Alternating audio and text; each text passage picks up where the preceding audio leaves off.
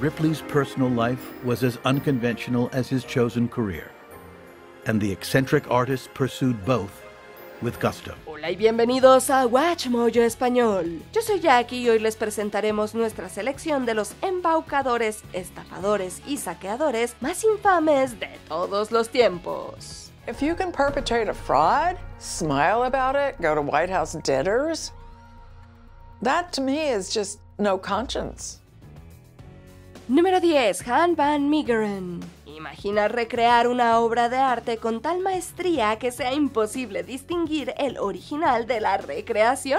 Ahora imagina vender la copia falsificada a un líder nazi. Eso es exactamente lo que hizo Han van Meegeren. El pintor holandés creó obras falsas al estilo del maestro del siglo XVII, Johannes Vermeer. Do you think I'd sell a priceless Vermeer to the Nazis? It wasn't a Vermeer. I painted it myself. Sus falsificaciones eran tan convincentes que incluso los críticos de arte más prestigiosos las autenticaron. Su estafa más infame fue vender un falso Vermeer al líder nazi Hermann Göring durante la Segunda Guerra Mundial. Tras el fin de la guerra, Van Meegeren fue acusado de colaborar con los nazis vendiéndoles tesoros culturales holandeses. Van Meegeren confesó las falsificaciones y fue declarado culpable de fraude. Irónicamente, también se convirtió en un héroe popular por haber estafado a un nazi. What did they pay for it? They paid for it 1,168,000 Dutch guilders, which would be today something like 12 million pounds. Hard to believe. That's for such an ugly painting. Astonishing amount of money. Yeah. Número 9. Denis Kozlovsky. The former Granite Stater says he was overpaid, but everything he took was on the books and paid back. So I believe that I was permitted to do this. And everything I was doing for 27 years. ¿Cuál es el mejor regalo de cumpleaños que le puedes dar a tu esposa? Bueno, para Denis Kozlovsky, el director ejecutivo de Tyco International, fue una escultura de hielo del David de Miguel Ángel orinando vodka. Solo que Kozlovsky no compró la escultura con su propio dinero, sino con fondos de su empresa. El hombre, que llevaba una vida extravagante como un magnate, pronto se vio acusado de robar más de $150 millones mediante bonos no autorizados y ventas fraudulentas de acciones. We had a pay-for-performance culture at Tyco, so most of the money I earned was in the appreciation of Tyco stock. One year you made, I think, $170 million. I'm not sure 170, but I made over 100 million. Yeah. Condenado por hurto mayor, conspiración y fraude de valores, el juicio de Kozlovsky fue un circo mediático. Como correspondía a un hombre de su insaciable codicia, Kozlovsky fue enviado a prisión, donde permaneció más de 6 años. Su historia se ha convertido en un caso de estudio corporativo sobre cómo se puede abusar del poder para beneficio personal. Donald Trump called your behavior tacky. Tacky. Tacky from Donald Trump? From Donald Trump. Wow. Well, he would know. So. Número 8. Ferdinand Marcos e Imelda Marcos. Of course not. Of course not. I am president. I was proclaimed by the only constitutional body that can canvass and proclaim the winner in a presidential election. Ser presidente significa servir al pueblo de una nación. Ese no fue el caso de Ferdinand Marcos, presidente de Filipinas de 1965 a 1986. Junto a su esposa Imelda construyeron un régimen caracterizado por la corrupción, la cleptocracia y la represión. Desviaron miles de millones de las arcas del país, ocultando su fortuna en cuentas bancarias suizas y bienes raíces. Imelda incluso poseía una infame colección de más de 3,000 pares de zapatos de lujo. Para evitar problemas, Marcos invocó sus poderes ejecutivos para declarar la ley marcial, reprimir la disidencia política y mantener su poder. Durante todo ese tiempo, los ciudadanos de Filipinas sufrieron en la pobreza. El nefasto reinado de esta pareja poderosa terminó en 1986, cuando la revolución del poder popular los obligó al exilio. A woman without makeup and manicure. Our nation can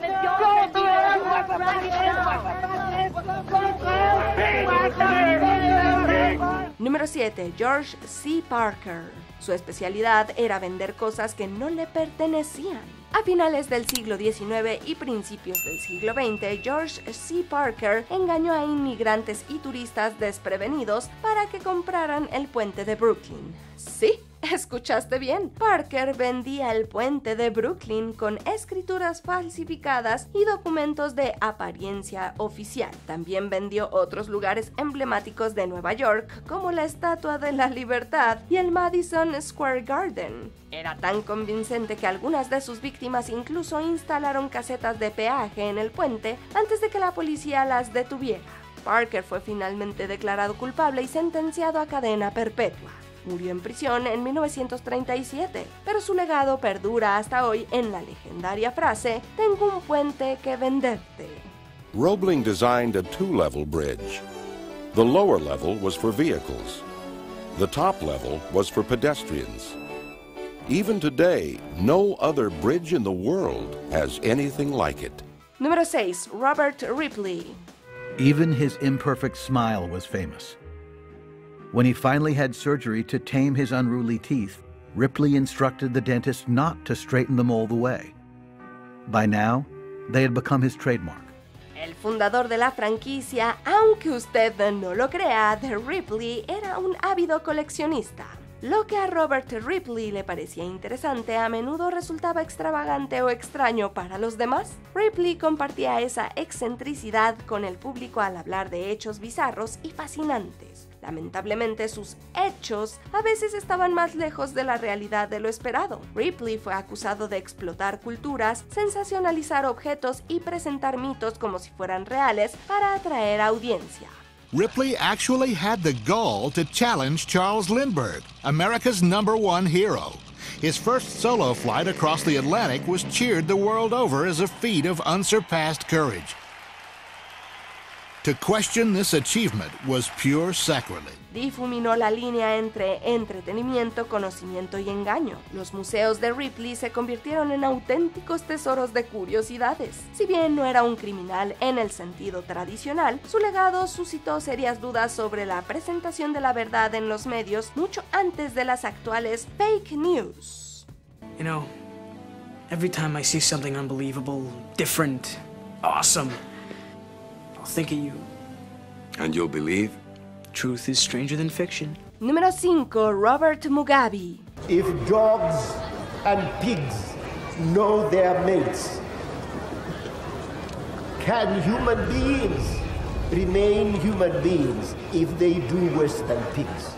Esta es la historia de un tramposo que pasó de héroe venerado a villano despreciable. Robert Mugabe comenzó como un héroe de la liberación en Zimbabue. Desempeñó un papel fundamental en la consecución de la independencia del país en 1980.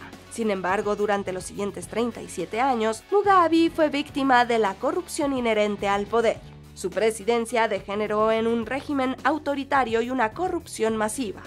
You see, to tell us who to give land and who not, whether those who are given are members of my party is irrelevant to Britain. La economía de Zimbabue colapsó cuando el gobierno de Robert arrasó con los recursos del país. Confiscó tierras a los agricultores blancos en una violenta campaña que provocó escasez de alimentos y sanciones internacionales.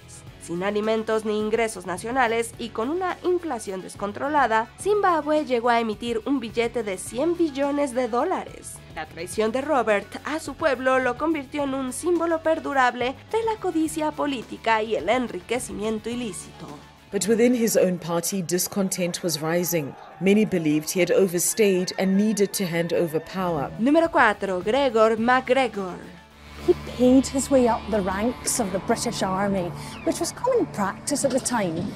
And whilst he enjoyed the titles, he wasn't so keen on the responsibilities that came with them. Érase una vez una infame estafa relacionada con la invención de un país completamente ficticio. Parece demasiado increíble para ser verdad, pero no lo es. En la década de 1820, el estafador escocés Gregor MacGregor se hacía pasar por el cacique o príncipe de Pollais, un exuberante paraíso centroamericano ideal para la colonización y la inversión. Los posibles inversores y colonos compraban tierras y provisiones. Todo ese esfuerzo solo para llegar a una selva infestada de mosquitos y sin infraestructura alguna. Más de la mitad de los colonos murieron. MacGregor se embolsó el dinero y huyó. Su estafa de Polláis demuestra con qué facilidad la esperanza y la codicia pueden cegar a las personas ante las señales de alerta más evidentes. They explain there is nothing here. It's all been a lie. The passengers resolve to set up camp whilst they wait for rescue. Número 3. Bernie Madoff. Why does he tell people not to tell anyone he has a hedge fund? Why does he give up all this money in fees? I knew in my gut that there was something not right. Durante décadas se forjó una reputación como genio financiero. En cierto momento, Bernie Madoff incluso presidió la bolsa de valores Nasdaq. Su reputación como un financiero sumamente capaz atrajo clientes que iban desde celebridades hasta organizaciones benéficas.